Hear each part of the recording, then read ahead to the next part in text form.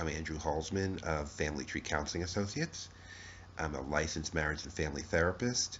I can be reached at 317-457-8668 or A Holzman, Holzman 2 at Comcast.net. I welcome your call or your email. Thanks. I'm calling this video Cheating, is it fair or is it unfair? 3 reasons. Now, I'm not giving the go ahead for cheating in any way, but I think when people cheat, when they have extramarital affairs, they're not evil monsters. They're not people who want to hurt somebody else generally. They're someone who is in pain. They're someone who is in a relationship that's somehow not working for them and not comfortable. And so I was just thinking of some regular people that I've worked with, that I've talked to, who have this dilemma that they're in a relationship and they're also in an affair. They're in 2 relationships. They're in a marriage and they're having an extramarital relationship. So positive reasons why people have affairs, if you want to think of it that way, is it feels good physically, it feels good emotionally, it relieves the daily stresses and the pain of a bad or cut off marriage. Number 2, you find someone who really you connect with, who really cares about you. So in your relationship, in your marriage, somehow that's gone away. The original connection is not there anymore. If ever was. Sometimes people marry because it's just the time to do it or the right thing to do.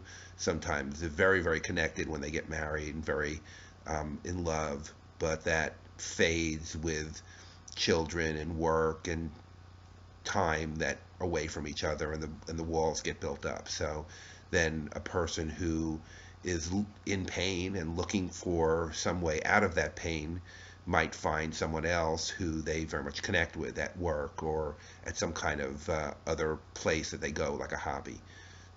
Another reason why people have extramarital affairs is it relieves deeper anxiety, deeper depression, really feelings of, I'm in so much pain. It might not have anything to do with a marriage, it might have a lot to do with just who they are, that they're just so sad about their life and so depressed and so anxious about things, worried about things, so much in pain, so scared that they need something addictive. Could be alcohol, it could be food, it could be an affair, it could be a relationship. A lot of the times those relationships will start online, talking to someone, looking for someone.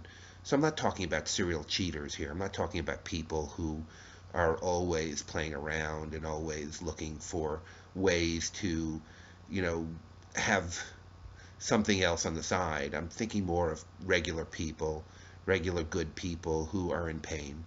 So those are the reasons why people might have affairs. The reasons why people should not have affairs, I mean, those are a multitude, right? But 3 main reasons: it creates the stress of having to be a liar and hide your actions. It creates that pain. It creates that duplicitous type of life where you're hiding who you are and you're not being real and you're finding ways to go around your spouse and around your family.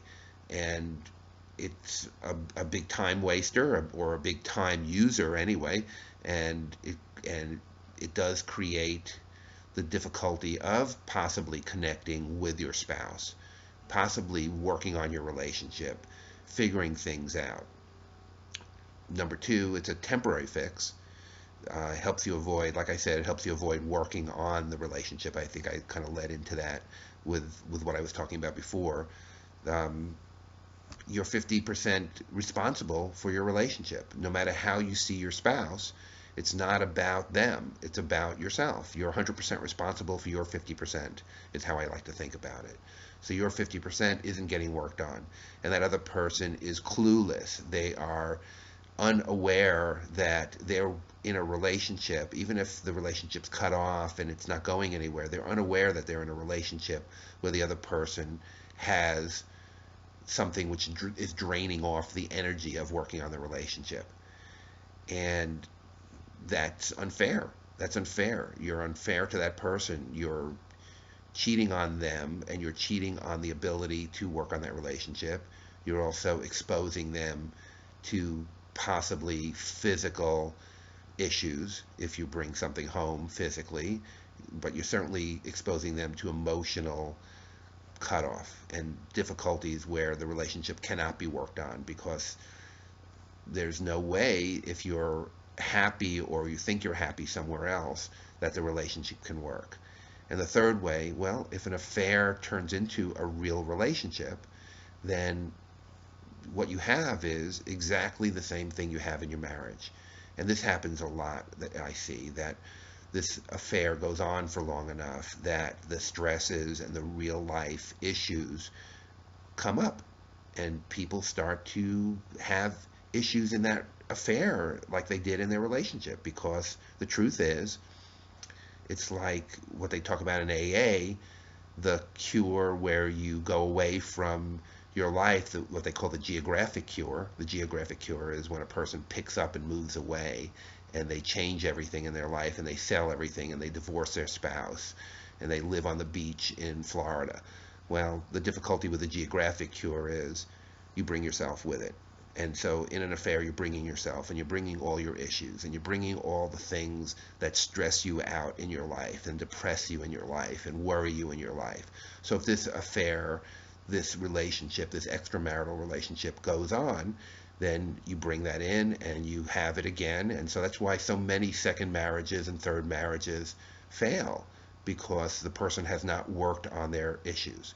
So I remember a client years ago who was very much in love with the person he was having the affair with, but that person had a ADHD child, a child who was getting in trouble or was unable to focus.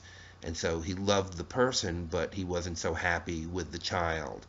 And he also missed his own children, because he was trying to decide between, should he be in this relationship with the person who he was falling in love with or fell in love with, or should he work on his marriage and not leave his children? And that's a big issue.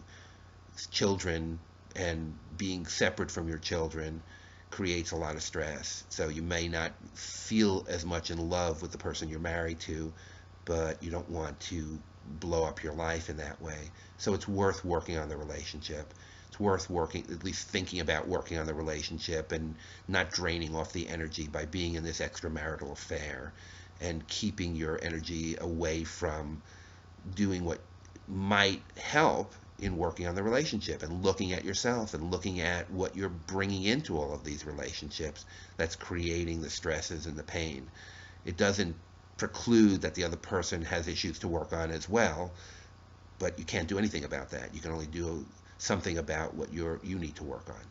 So that's my little short summary of 3 reasons why people might have an extramarital relationship, and 3 reasons why they should not have an extramarital relationship. Thank you again.